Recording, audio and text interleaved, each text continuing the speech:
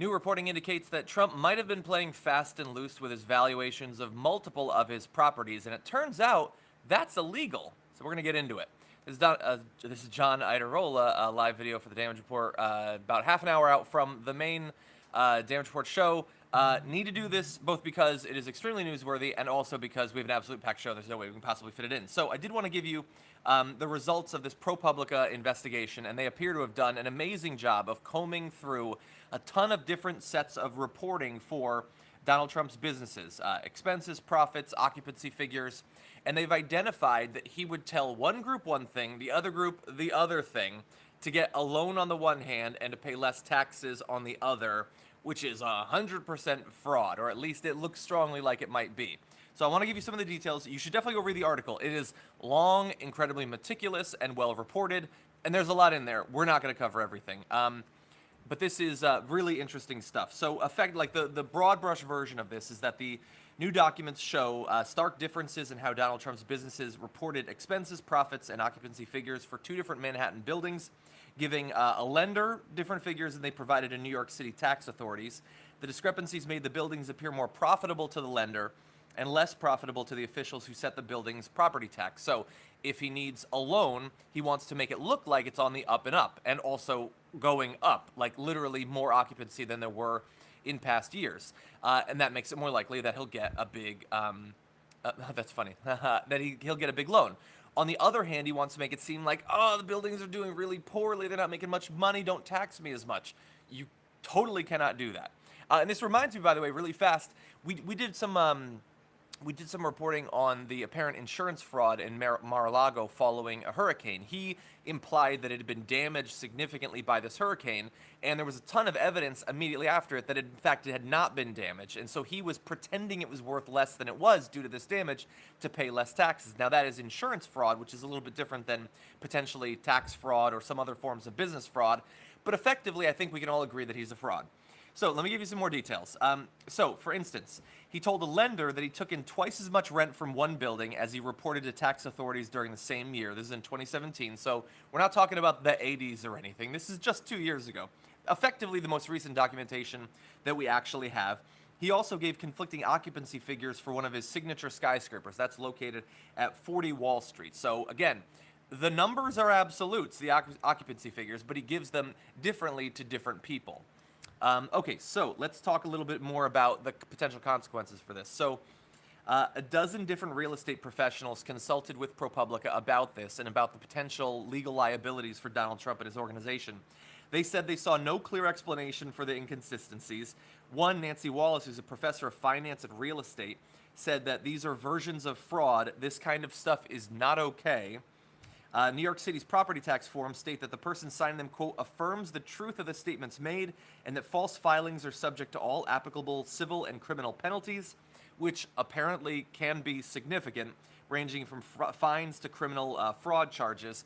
And to just give you an idea of if we take fraud seriously, what can actually happen to you? Donald Trump does not need to look far, either back in the past or away from his social circle, to understand this. Bear in mind, two of his closest business associates, Michael Cohen and Paul Manafort, are currently serving jail sentences for fraud. In some cases, similar to this. Not exactly the same, but in some cases. And what's really interesting about this is, so I bring up Michael Cohen because he actually kind of told us to be on the lookout for this earlier, I believe it was this year, in his testimony. He said, it was my experience that Mr. Trump inflated his total assets when it served his purposes and deflated his assets to reduce his real estate taxes. That's exactly what they are describing here. He said it. And you might recall at the time, Alexandria Ocasio-Cortez had an awesome line of questioning that laid out exactly how this could constitute both tax and other business fraud. It seems like, unfortunately, a lot of people sort of just moved on, I guess, forgot about it after, though, even though there were clear implications that he had broken the law significantly and repeatedly. But thankfully, ProPublica, who is known for doing this sort of awesome, in-depth, long-term reporting, they did stay on it. They collected the documents, and what they're showing here is, again, I mean, look, this I don't think this is going to get involved in, like, the impeachment or anything, but New York level investigations could be significant here. And what's especially interesting is the timing of this reporting. So Today we get the ProPublica report, and today Governor Cuomo signs a law weakening Trump's ability to issue pardons in state-level investigations of him, his businesses, associates, more broadly, but it affects him, obviously. That is not good timing for Donald Trump. And look, if you want more details about how this functioned year after year, the different mechanisms that were used, the different tricks that were employed, you can go into this. They've got tons of details. We don't have time to go in, unfortunately. But the really interesting implication of this is it potentially provides an answer to the question that we've had for a long time. Why is he so terrified about his taxes coming out? And we've had some plausible explanations in the past. From simply, it reveals him to not be nearly as rich as he implies, so he doesn't want to be embarrassed, which to me has never... It explains resistance to them coming out, but not to the level that he actually has. Some people have thought that it would reveal criminality, but not necessarily fraud, that it would reveal money laundering or something like that, which is potential. But this seems very direct. It is entirely possible that his tax returns, if they were to be seen in their entirety, would provide even more evidence that this sort of fraud had been ongoing. And I got news for you. If it was going on during literally the years that he was running for president, when he could plausibly expect that he would be under a great deal of scrutiny, you can rest assured that he's been doing this for a very long time. Now, is he the only person who could potentially be in legal trouble for this? Remember, it's based on who is signing these things. So, yes, he's potentially in trouble, but also I would feel sorry for any of the bozos that he put in charge of his organization, which happened to be his bozos, his sons, Eric and Don Jr. It is likely that their fingerprints and signatures are all over this stuff as well. And I have a feeling, based on what I know about them and their family, that they are no more ethical when it comes to business and tax purposes than their father is. So this is not just bad for Trump. This is bad for Eric and Don Jr. as well. Maybe Ivanka. She seems a little bit more insulated from some of the day-to-day workings of the company. But it's potentially a ton of felonies here. Very exciting stuff, obviously. By the way, also, I know that this is going to seem somewhat needless, but like the idea that people really thought that because the Mueller investigation went on for a couple of years that like whatever is out there, he's going to find it. And when his report came out and it mostly focused on obstruction of justice, some people felt like, aha, I've been saying it, there's nothing. And if anybody would have found it, it's him. But this is even more evidence that he really did have a very limited investigation. It went on for a long time, but it did not look into all of the areas that you could plausibly expect to find criminal behavior. Like looking into the functions of his company, that's the most obvious stuff. That's the front door to this thing. But they didn't see any of the Giuliani stuff. They didn't see any of the crooked Ukrainian businessmen stuff. He didn't find any of this stuff, and so it appears that it was actually quite a limited investigation. Thankfully, there are other people. It's not just Mueller. We get ProPublica and others too. So that is definitely good to see. Will this go somewhere? I think potentially. What's interesting is that this isn't something that like Congress needs to investigate necessarily. I mean, I recommend that they do. I think that AOC should stay on this. I mean, she was the one that sort of raised it to national significance during the Michael Cohen testimony. I think that she should be one that leads the charge. But it's likely that New York is going to do this investigation, among several others that are ongoing about Donald Trump right now. And if it turns out that he broke the law, he might find that with those new legal changes, his already limited ability to issue some sort of presidential pardon that gets him out from under this is going to be even weaker than it previously was. Okay, we've got less than 30 minutes. If anyone has any questions or comments, I've got a few minutes. I put up a live video earlier today, some of my initial reactions, by the way, to AOC and other members of the squad endorsing Bernie Sanders. I was obviously very excited about that. I tried to do a live video about it last night, but it died after like a minute because my phone was out of battery, unfortunately. We're going to have more on that today, by the way. Ilhan Omar's endorsement video is now out, and also some attacks coming at the squad for their endorsement already. Jared Jackson and myself are going to be responding to those. John, are you... So, Miss Kuchisaki says, John, are you implying you might think Cenk has a point referring to his prediction? I assume that's the tick, tick, tick, tick prediction. I still don't know. It's my job to reveal what appears to be criminal behavior. I can make predictions, but I'm bad at it. Most people are bad at it. So I don't know. Why hasn't Ayanna Pressley endorsed? We're going to talk about that more on the show later on today. And she's put out sort of a statement, kind of, about that. Zen Master says, what's your faction in Warhammer 40k? I haven't played in literally years, but at the time it was Necrons. Um, they're awesome. Let's see. Can Kushner be exposed for his Qatar shakedown? I'm surprised he's not facing more in regards to Saudi Arabia. The fact that there's this unprecedented mercenary move by Donald Trump in regards to Saudi Arabia, like a year after Saudi Arabia loaned Kushner $100 million.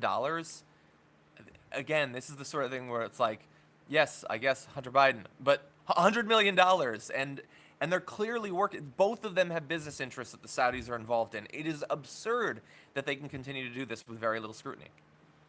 It's not my birthday. I don't know why everybody says that every day. It's not. Eric, thank you. The Farseers are displeased. I think that's an Eldar thing. You were waiting for me to say that, weren't you? It's not my birthday. Oh, any moment I get a chance to play that, that door's open for me, dude. Thank you, Bart. Do you think the DCCC will use the superdelegates to block Bernie from the nomination? I mean, look, it's possible, but it's not as simple as that. The DCCC can't, they can try to order all of these people, these hundreds of people, but they are individuals. They're not involved in the initial process. So if Bernie has a clear lead, if he can just get it without the superdelegates, and there's nothing they can do anyway, it would be unprecedented. It has literally never happened. So I wouldn't expect it, but anything is possible. I would say my bigger worry right now is still waiting to see, even with the changes of the superdelegates, where they've been defanged until later in the process, is the media going to continue to count them up? That I would not put it past them. Why is nobody talking about Tom Steyer? He sounded pretty progressive. Yeah, his actual responses were okay. I just don't think that it's a serious run for the presidency. That's why I rated him so low on my debate ratings last night. It wasn't that he gave bad answers necessarily. It's that I don't think it's a real candidacy.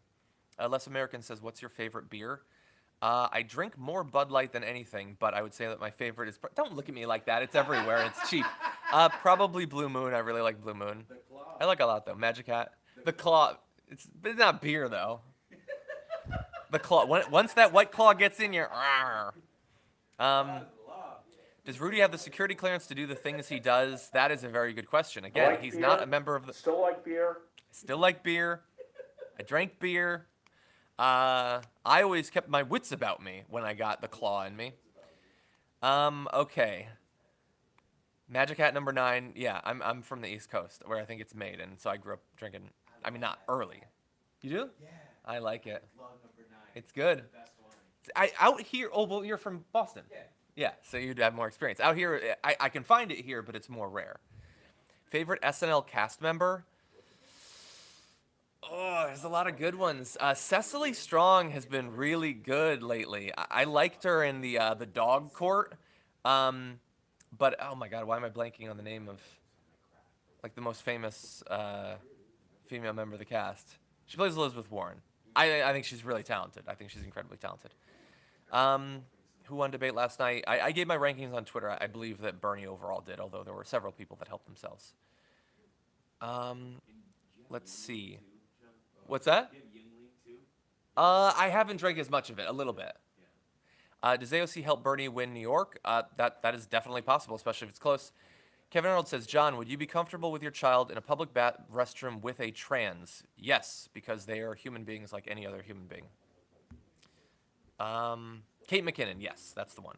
But there's a lot of good ones. It depends on the segment. I really like Kate McKinnon's segments where she's like reporting on like some like paranormal thing that's happened to her in a small group. I think that those are always really funny. Have you ever been in a Turkish prison? Not yet. But we'll see. I sometimes travel. It could happen. Tammy, Sam loves you. Who will Bernie pick for VP? I'm gonna do a video on that eventually. Some of my predictions. I talked about it in the. If you want to see, I talked about it in the AOC live video earlier today. And yes, Nina Turner did come up in that video.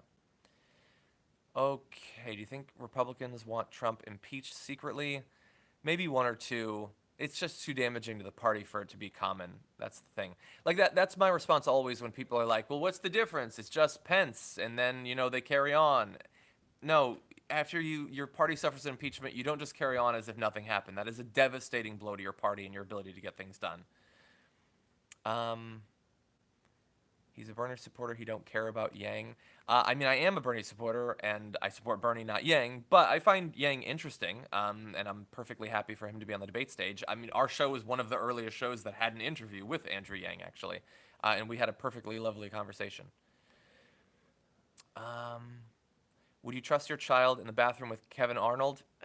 There, I'm not so sure. He was good in True Lies. I'll give him that. I'm mostly kidding. Okay, I should probably go because we're down to just about 15 minutes. I would love to talk about the U.S. nukes, but that's a larger conversation. Will you be doing these live chats when you move to OANN? Probably not. And I haven't played Call of Cthulhu, although I am interested in it. Sushi over Mexican? Okay, too many questions all at once. I can't answer them all. You guys are great, and we're going to do more of these, so just save your question for the next one, probably tomorrow morning. Thank you so much for joining me. Live show is going to start in like 15 minutes, so definitely tune in. Become a member if you're not one, tyt.com/John. Otherwise, the videos will be up on the YouTube channel, which apparently you're familiar with because you're seeing this. But if you're not already subscribed, feel free to, and I will see you guys in just a little bit.